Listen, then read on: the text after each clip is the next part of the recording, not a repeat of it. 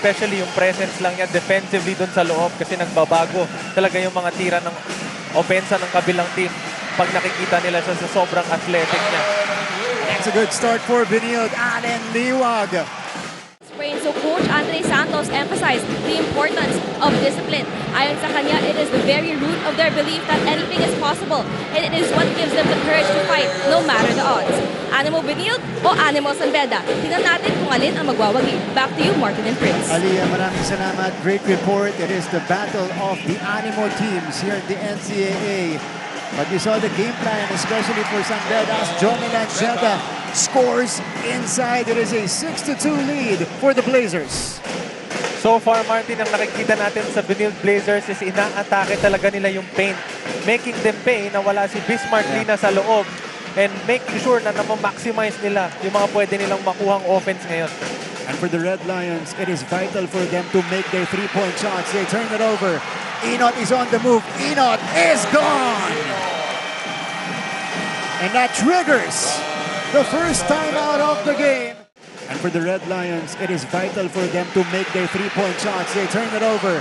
Enot is on the move. Enot is gone! And that triggers the first time out of the game. And this is Tony Enot behind the back, on the move, gone in transition. And that champ of the moment is of the game. That champ moment of the game is brought to you by Milo. Get winning energy every day with Milo. Tony Enot electrifying the crowd. Nanggaling sila sa timeout ni Coach Yuri. We'll see if we'll witness some adjustments here from the defending champs. Here's Kalimag slashing this time. RC Kalimag making noise in the first. Alam natin, ang strength din nito ni RC Kalimag is galing talaga sa labas. That's why whenever they're setting screens for him, itong CSB is umo-over sila, giving him that good curl option, which he already got 4 points from. And it is Tony Enot showing us the confidence here in the first frame. Remember, San Beda has been in this type of position before. They were number 3 last year when they went to the finals. They beat LPU twice on their way to the championship. Here's Jomel Anceta. Anceta, sinalubong ni Yukien Andrada, and that's going to be a foul on Yukien. Let's see what happened here. RC Kalimag on attack mode this time, slashing through Benilde's defense, but Tony Enot says, I can do it better on our side of the court. Okay. Lalabas na nila lahat ng barahan nila dito. Nigel Gonzalez, Bismarck Lina, nakakapasok lang. Oh! Sent back by Liwag. But San Beda gets it back. 4 to shoot, 3 to shoot. Sahonia gets bothered, but the high arcing shot drops in for Sahonia. Here's Anceta. Inside pass. Liwag with an easy deuce.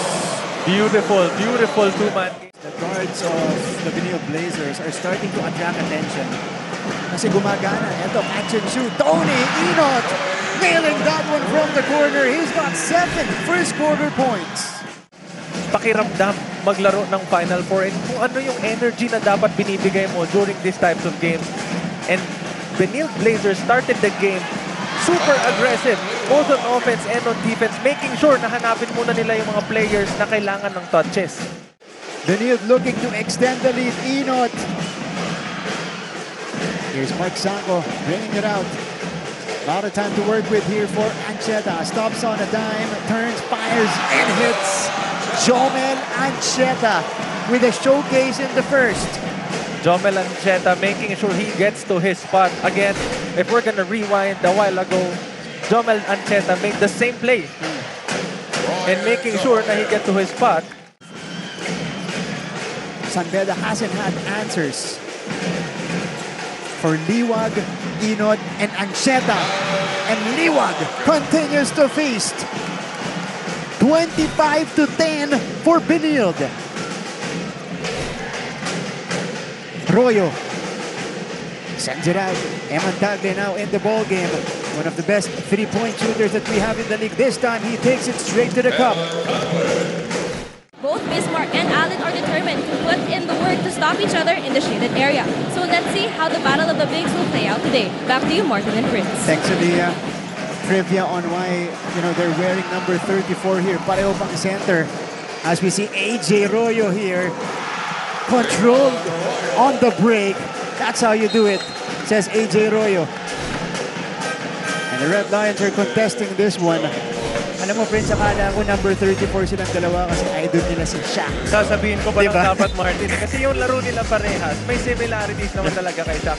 Although, syempre, yung mga players natin ngayon, knowing na napafoul itong San Beda dahil sa depensa. Yeah.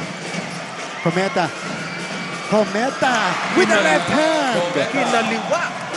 As we see the play here, Gab Cometa with a lefty touch. How about that shot by Cometa? Already has 15 attempts out of their 20 attempts. Ang San Beda, Yukin Andrada only has 2 attempts. And si Bismarck Lina has 1. Yeah. Pero ito, sagot sa mga dasal ng mga bedista. That's Benny Estacio nailing the three-pointer. And they cut the lead down to 9. That's the first triple of the game for the Red Lions. And rebound goes to guess who? Benny Estacio. Here's Penny again. Penny runs into a wall. That's his teammate, Bismarck Lina. Pero parang itinawag dito kay Gabby Cometa. And this is one guy that they can rely on. Penny Estacio from the top of the key. First triple for the Red Lions. Ayan yung ina-explain ko sa'yo kanina, Martin. Pag hawak ni Bismarck yung bola, tapos nasa same side si Yuki, kinailangan pa nila nung tao sa top guy para humelp. Kasi hindi nila pwedeng iwanan si Yuki dun sa ball side. Ngayon, nung humelp yung tao niya, nakita ni Bismarck na. With over 6 minutes remaining here in the first half, Ancheta gets crowded. Paul Turco inside. Again, it's another setup job by Jomel Ancheta. They're really hurting the Red Lions here. Inot chose to pass. Sanko. Kaboom! Mark Sanko gives Benilde their largest lead of the game, 35-21. Ang pinakamalaki talagang naibibigay niya dito sa Benilde Blazers is yung presence, the mere presence na meron siya na nasa loob siya. Kasi hindi alam ng kalaban kung paano nila siya didepensa. Kumbaga, they're gonna have to pick their poison. And most of the time, mali yung napipili nila. Tony Inot scoring his 9th point in the first half. Ito na ang pinakamalaking lamang ng Benilde, 37-21. As Andrada and Inot get tangled up at the post. Ito yung ganaw, Jomel Ancheta, the find for Paul Turco inside. And Tony Inot, this time choosing to pass. How about that right wing three coming from Mark Sanko? Big time triple. Tony Inot took this one himself. Brian Sahonia. Yukian Andrada will attack. Yukian scores. So now we are seeing aggression. Yung mga dapat nagkumagawa ng ingay para sa San Beda. Tony Inot against Eman Tagle. 5 to shoot. Paul Turco. Yes! Quality minutes off the bench for Paul Turco. What a reliever for Aden Liwag here, found by Coach Charles as Estacio misses on the fade. Look at the assist numbers here. 8-2 in favor of Benilde. Jomel Ancheta. Paul Turco, hanap sa ilalim. Justin Sanchez with easy deuce. And Benilde is running away with it. So far, Yukin Andrada and Bismarck Lina only have 6 points combined in their names. Hindi mahihirapan ng San Beda kung gano'n ang output nila. Meantime, Aden Liwag just hit double figures. Here's Cometa now. Dinidikitan ni Eman Tagle. Jomel Ancheta pulls the trigger. Jomel Ancheta, that one rims out. Sanko collects the offensive board. Ancheta with the lob. Liwag inside. And the deuce. 13 points in the first half for Aden Liwag. Aden Liwag getting super aggressive, making sure na makakita lang siya ng konting puwang doon sa paint, isisil niya na yung bantay niya. Kasi yung mga teammates niya, nilalabas talaga yung mga defender nila, giving him that wide open space to operate inside. And now, the lead is a whopping 21-point advantage. Gabby Cometa misses. Pero tignan natin to. Ancheta misfired on the 3. But right there, to the rescue, etong si Mark Sanko soaring for that offensive rebound. And then back to Jumel Ancheta, who just fed Liwag. With Sahonia Tagle and AJ Royo. So quicker guards inside for the Red Lions as Ancheta takes care of business. That's an open 3 for Ancheta. And he's also in double figures. 11 points. Yan naman ang downside ng San Beda having a very big lineup. Ano yung mga guards ng Benil Blazers, may hihirapan silang labasan kasi they're now focused on the big guys. And so far, yung big guys ng Benil Blazers, kahit wala si Allen Liwag sa loob, are very, very effective. Look at this. Swing. Another pass. Ollie to Ancheta for the open fire. A three-pointer from the corner to the delight of the Benil bench compared to the 31% of the Red Lions. Sahonia, all air. Sanko, Cometa, back to Sanko here. Only for 3. Got it! A 26-point lead for the Blazers. Back to the promised land, to the finals against Mapua. San Beda needs this win badly though to extend their season as RC Kalimag knocks down his first shot of the second half. So Prince, let's go to the Red Lions here. This is an almost insurmountable lead. How do they get back in this one? You know, Martin, the basic thing na pwede nilang gawin is to be patient and, to take this game one possession at a time. Whenever they are patient on their offense and they try to set up yung sistema na meron si Coach Yuri, they get positive outcomes. And whenever they try to play one-on-one basketball or try to play those two-man games, nagkakaroon sila ng problema. We need to outwork CSB so we won't get out-hustled and out-rebounded. Moreover, Coach Yuri emphasized that defense is the best offense. And Martin, this is not something new sa San Beda because they've done a lot worse than what they are doing now before in terms of a comeback. Capable sila sa mga comebacks na ganyan. Pag nahulog yung mga tira nila sa labas and makakuha sila ng couple of stops, makakabalik sila sa game na to. But they need first to address their rebounding problems as Liwag scores the putback and Benil gets a stop on the other end. Tony Enot now with the basketball. Enot zooms to the cup. 4 quick ones for the Blazers. Ayan, pinagbayad agad ng Blazers itong San Beda. Na sinubukan nila yung two-man game ulit, hindi nakuha ni Celso yung bola. Naiwan siya doon, maximizing yung 5 versus 4 situation. You can. That one in and out. And here comes Jomel Ancheta. Over 3 minutes gone here in the third. Enot, cross-court pass. Sanko, extra feed. Sanchez, step through. Justin Sanchez with a Pinoy step that time. Martin, dun lang sa offense na yon, 4 na players ng Benil Blazers ang nakahawak ng bola. Precisely. 14 assists now for the Benil Blazers. And you see the ball rotation. Cross-court. They find the man in the corner. Really opening up a lot of opportunities for their players. Penny Estacio gets fouled here. As we take a look at this moment, look at the pass. Enot, extra pass. Sanchez drove to the rim. Blew by Andrada with the extra Pinoy step. And that champ moment of the game is brought to you by Milo. Get winning energy every day with Milo. Sanchez with the hoop. And Benilde. And Benilde again, controlling the glass. Tony Enot stops.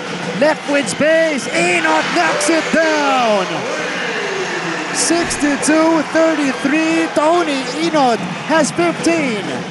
And Tony Enot is really having fun inside the court. And dyan mo makikita na wala na masyadong pressure sa kanya. Kumbaga nilalaro lang niya yung laro niya and nakukuha niya yung gusto niya. But this 29-point advantage for the Benil Blazers.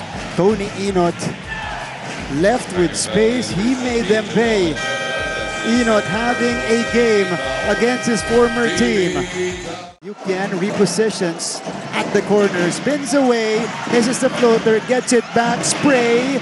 Tagle, wala pa rin. And Bonsalida collects another offensive board. AJ with a tap. AJ scores with a left hand and the foul. You know, this is the type of energy na kakailangan nila. Si Bonsalida, again, ulitin ko sa inyo, medyo hindi siya nagagamit the past few games. But you know, whenever na nasa loob yan, makikita mo talaga and makukuha mo talaga sa kanya yung energy na kakailanganin ng bench ninyo and at the same time ng mga tao na nasa loob para ma-uplift yung morals. And this is now part of the growth of this already great Benil team. Oh, and syempre napakaganda din naman talaga ng pagko-coach nito ni Coach Charles. Allen Liwag, second serving, +1 for Allen Liwag, who now has 17 points in the game. Look at this, Sanchez putting this one on the floor, calmly sinks the floater. And on the next sequence, mintis yung tira, but again, Benil controlling the glass. Coaching career niya, syempre, yung mga players niya talagang nagbabuy-in sa sistema na binibigay niya. Naniniwala sila. And malaking bagay yun para sa isang coach. Kasi makikita mo naman kung ano talaga yung naging impact nun para sa kanila. And so far, they've been running their plays, their games very, very well. At yung buy-in ngayon, naging mas highlighted at mas importante with this group of guys. Because they each have their own personalities, as Anton Eusebio. San Beda dito, especially yung first group ng Benil, set na, nakuha na nila yung gusto nila. I mean, napaintindi na nila dun sa depensa na yung anong gusto kong gawin, anong gusto namin i-run, makukuha na dun sa sistema ko. Pag nagtiwala kayo dun sa sistema na meron ako, things are gonna be well, not just for you, but for us. And makikita natin sa outcomes ng bawat game nila at nasaan yung Benil Blazers ngayon. That's Inot scoring with 17 points now in the game. Okay. So, ang pinakamababang 3-point shots made ng San Beda dito sa ating season so far was against Arellano. They went 0 out of 10. So, they didn't make a single one. Ito na yung pangalawa, 1 out of 21 clip. As we take a look at this drive from Tony Inot. Almost halfway done in the fourth. Sanchez, Liwag now. Jumelancheta with 5. Pocket pass, Liwag makes his move and scores. Nakita mo kung paano nila sineta Bion Martin after that 2-man game, top of the key. Yung bantay ni Inot, hindi na pinag-isip. Hindi siya nag-isip na kung help ba or hindi. Nag-stay siya kay Inot, giving that wide open look para kay Allen Liwag. Lahat na yata ng play na ipakita sa atin dito ng Blazers. Benil showing variety offensively. Liwag now with 20 points. 8 rebounds in the game. And Tony Inot now. Ancheta could not make the catch. Songkuya, Abuelo, too deep. Kalimag. No. Empty trip for the Red Lions. That's been the story of their game so far. Meantime, let's check out this play. The setup job by Jumelancheta. And Allen Liwag just took care of business for his 20th point of the game. That amazing play from Allen Liwag is definitely our McDonald's play of the game, brought to you by the new and better McCafe Iced Coffee, Bolder Brew, Creamier Blend, McDonald's. Love ko to. And the sea of green is already feeding the finals vibes. Roger Andoa underneath. Late entry, but making an impact right away. Bonsalida with the answer. Two hustle players countering each other. Dito mo malalaman kung gaano ka confident and gaano ka kumpiyansa itong team ni Coach Charles na gamit na ata niya halos lahat ng players. Yeah. This is Justin Sanchez with a spin against Andrada Sanchez. That one rolls out for him. And a foul committed by Bonsalida. Hindi. Si Okay. Turco ang foul. Si Turco. Ito muna yung basket nito ni Roger Ondoa. Hukom feeding Ondoa underneath. So lahat talaga nang ipasok ni Coach Charles. Ondoa! No! Nigel Gonzalez. 2.5 to go. Penny quick trigger. Penny knocks it down. Only the second triple for the defending champions. And the crowd erupts here inside the Cuneta Astrodome. The Benil Blazers are back in the finals. They dethrone the defending champions. And our casino active player of the game is Allen Liwag. 20 points, 8 rebounds, and a block to help out Benilde advance and return to the promised land. Casino sa germs. Say yes to good vibes.